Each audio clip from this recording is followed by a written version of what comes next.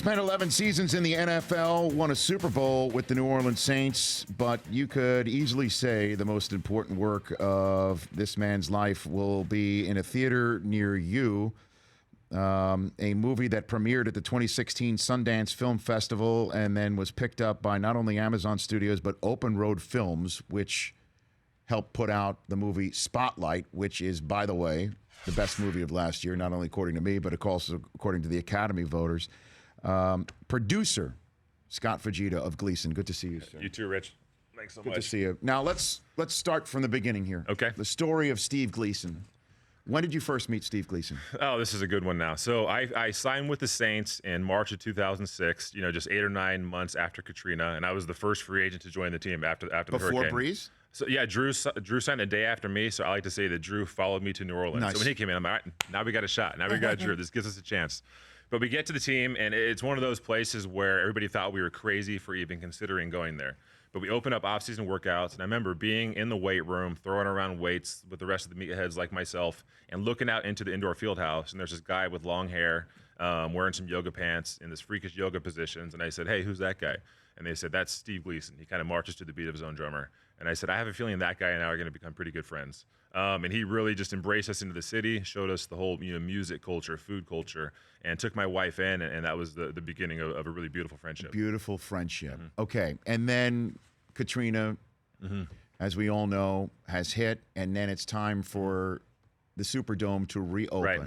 I was there that night. The NFL Network made a very big to-do about it as well. We and the rest of the media should. So Marshall Faulk, Steve Mariucci, and I were part of the pregame show there. ESPN, it was a Monday Night Football game. Michael Vick and the Falcons come in, and I will never, I'm getting goosebumps just even setting this up right now, Scott. I will never forget that when Vick, I think it was either second or third down, he was running out of pocket, fumbled the ball was loose. Right. Place went nuts because they thought maybe you on the defense had gotten a turnover, a takeaway. Yep. In the first possession back in the Superdome, but the ball rolled out of bounds and everyone went, oh yeah. But these are the types of things, right? And when we watch sports and we view sports and then we look back at an event, if that ball had not rolled out of bounds, then Steve Gleason would never have blocked the punt. No doubt. Was coming up. No doubt, right? And that's the thing. So we come out, opening series of the game. The Falcons were rolling so far that season, 2-0, running for like 300 yards a game. But obviously we got emotion and energy on our side. So we come out defensively, and we force a 3-and-out. And that third down play, like you said, Vic rolls out. I sack him, force fumble. The ball gets bounced out. And like you said, Greg Bensel, head of media and relations for the Saints, he accuses me now of almost single-handedly preventing the biggest play in Saints history from happening. There'd be no statue. I like to see it as like the assist, like serving it up for Steve. But yeah, next play, the rest is history. Place goes bananas. What was that like from you? Because you were you on the special teams? I was on the sideline. On the sideline. Front row seat, saw the whole thing materialize. Yeah, it was pretty special. I think we sometimes overstate the importance of football and it can dramatize things, but this is one of those moments that was so much bigger than just football. And it literally, to me, ignited the rebirth of that whole region. You could feel it in the room. There's a reason why there's a statue in the front of the stadium about that. Yeah, and it was such an iconic moment that had nothing to do with Steve having ALS now. It's more about just the big moment. That was a spot of some serious misery. In that building. Right. We didn't even know if we'd have a building to play in up until about a few weeks before that game. I mean, it's like the paint was literally still drying on the building. So when did you find out that Steve had ALS? When did that happen? So it's kind of a long story. So ALS is what's known as a rule-out disease. You start to have symptoms, and slowly they kind of check off one thing at a time, and then eventually they get you to this diagnosis. I had lost my uncle to ALS about 15 years before Steve got diagnosed. So my first season in Cleveland was 2010. That was a year after we won the Super Bowl in New Orleans. I come down, we play against the Saints that year in October. I go out to dinner with Steve and his wife, Michelle, at Emerald's, and that's the first time he tells me that he's having these kind of weird muscle spasms, these twitches, doesn't quite know what it is. And I'm thinking internally, oh my God, this sounds so much like what my uncle went through. So I was, worried, but I said, it can't be it. He's just too young. This can't be it. Fast forward to January 5th, 2011. He was in San Francisco visiting a doctor, and he calls me that day and tells me that he got the diagnosis. So obviously all of us floored. I remember where I was standing at the very moment, and knowing what he was going to have to go through, what his wife was going to go through, having seen what my uncle and my aunt went through. Here's this guy who's such a free spirit, the guy who has traveled the world, the guy who, if there's a bridge over a river, he's going to jump off the bridge just because it can be done, that he would be, in some respects, like trapped and confined in this body. It was a hard pill to swallow. But the way that he's chosen to take this disease on and not let it dictate the way he lives his life has been nothing short of unbelievable. So did they know that Michelle, his wife, was pregnant at the moment of the No, they diagnosis? did not. No, that came about 6 weeks later. And when did they, you guys, or did he start to come up with the idea of let's put a camera on everything here right now? You know, it was really, you know, in almost a prophetic way. I would say like in November of 2010, he was having these spasms and thought, you know, I feel like this might turn into something. I don't know what it is, but I think I should just start to capture some of this. He gets diagnosed. He and his wife, Michelle, decide they want to have a baby. They're not going to let this disease deter them from doing that. Well, when she gets pregnant, he's like, okay, this is what it's about. This is what I'm supposed to be doing, is sharing myself with this child. And that's what he did. He flipped on the cameras, and cameras started rolling. Well, that's the thing about this documentary. I'm with Scott Fujita, champion New Orleans Saint, and producer of Gleason, in theaters on the 29th of this month here on The Rich Eisen Show, is that it shares with us, the viewer, the fan, but it's a love letter to this this little boy, you know, his son, to let this boy know who he is, was. It's so moving. Yeah.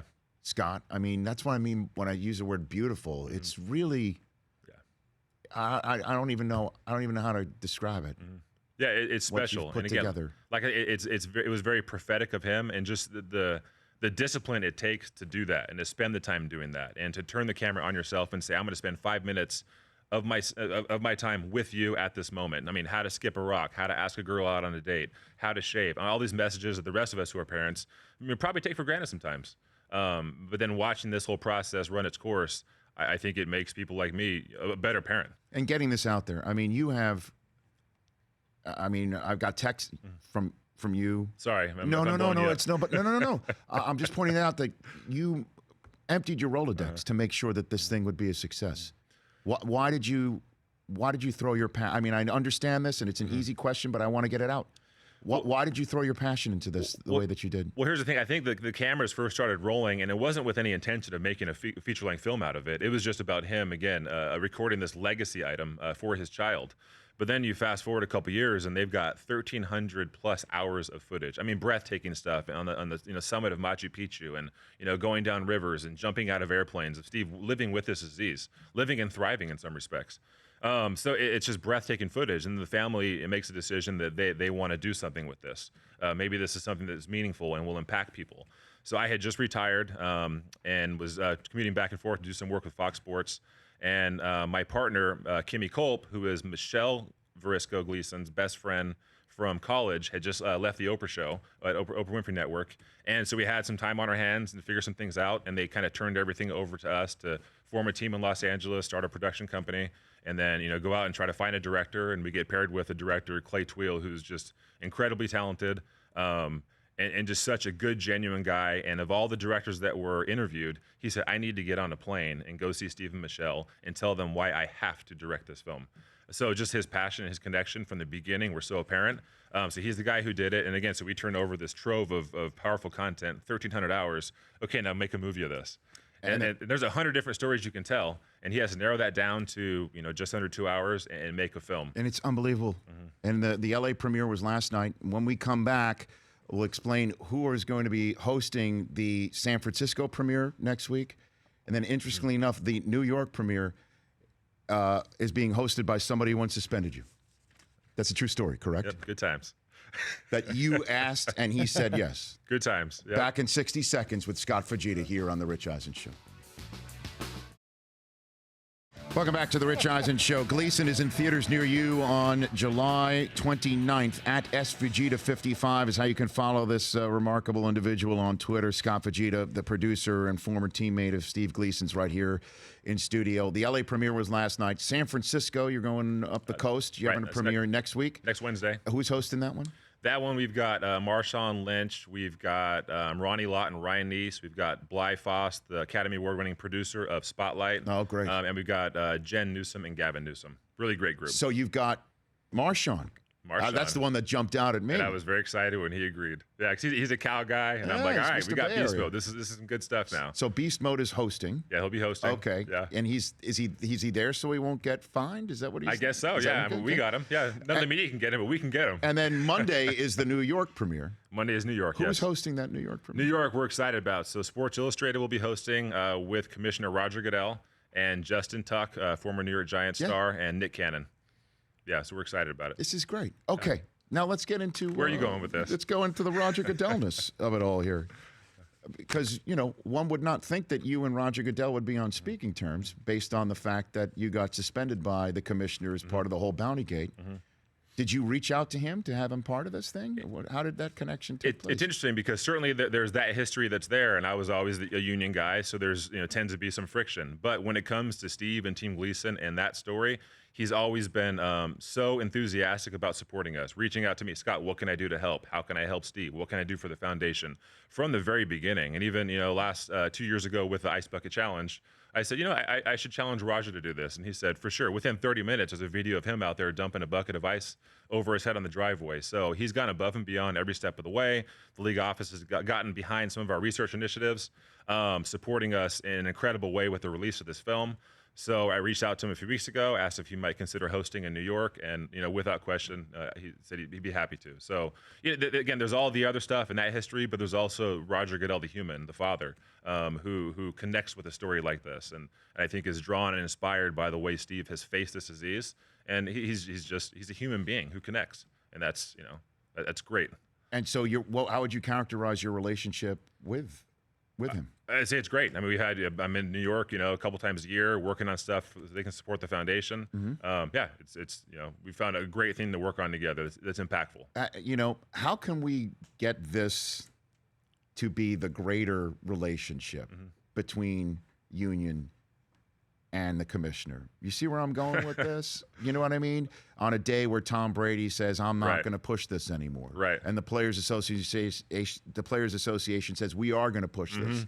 Where that there is such an animosity that does not seem to be able to be permeated, and yet you're telling me absolutely there are ways to do something. Yeah, I mean, as you know, I have been in the eye of that storm. I'm very happy to not be in the eye of any of those storms anymore. I mean, there's always going to be just inherent, conflict between, any type of management and labor. That's just unfortunately part of the deal in any avenue, any business. But it's where you can find areas of commonality and alignment and a sense of mission and purpose. And that's what I think we've done here. I mean, there's something we're trying to build here. This is something that's valuable. This is something that is impacting people's lives. And, Roger and the league, they get that. They see it. It's tangible. You can feel it in a room. And to have their support in that, it's invaluable to us. Does the Players Association get that? Yeah, they do. Yeah, they're great too. With this, they're great. No, I'm not saying that they're not. But the fact that somebody who has been in the eye of the storm, and, who, in the eyes of many, got jobbed, that you can build a bridge on that front, right? Is it that a hand can be extended? Yeah. Yeah, I think it's having the ability to compartmentalize. I mean, certainly there are going to be areas in those discussions where, Roger and I still are not going to agree on stuff because I have one way of thinking about certain things. And again, that's part of the deal. But like you said, it's recognizing the areas where we can work together, and there are those moments, and it doesn't always have to be contentious. I don't want to get into politics at all, but I think reaching across the aisle could be a damn good thing sometimes if you're willing to do it. Right. So he'll be there will DeMorris be there Monday too? No, so I don't know for sure, but we're gonna do some stuff in Washington. And the PA has always been great too about Steve and the foundation. That's great.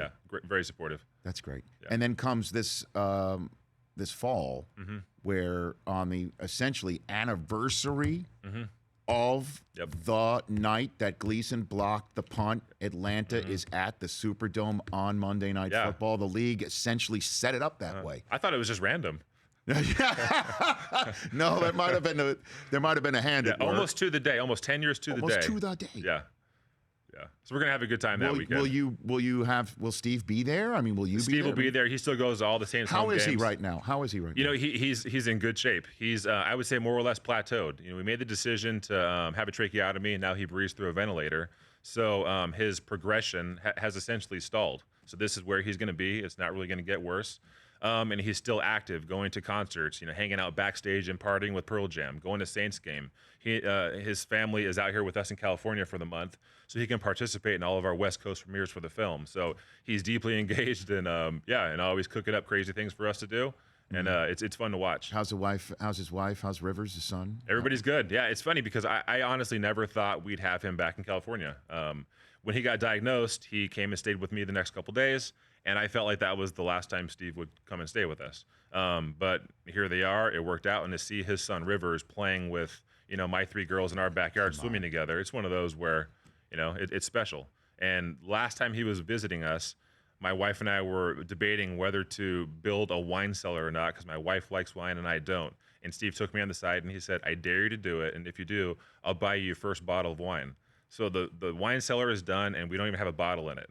He got off the plane the other day with his wife, Michelle, and they hand me a bottle of Silver Oak. So it's this is going to be the first bottle in the cellar. From Steve Gleason. Yeah, that was from January 7th, 2011. Man of his word. Yeah, man of his word. It's a beautiful, beautiful film. Scott, you should be very proud of it. For the radio audience, we're about to show the TV audience that scene with Eddie Vedder. That really is so very moving, and we'll put it up on our Twitter page as well as richeisenshow.com. You've got to see Gleason. You've got to see it on behalf of Amazon Studios and Open Road Films, directed by Clay Tweel, produced by this man, Scott Fujita, July 29th. Thanks for coming on this show, bud. Thank you, Rich. Appreciate your support. Good man. Any way I can. Absolutely. We'll get the word out. Gleason, at Gleason Movie on Twitter. The Rich Eisen Show, weekdays at noon Eastern on Audience.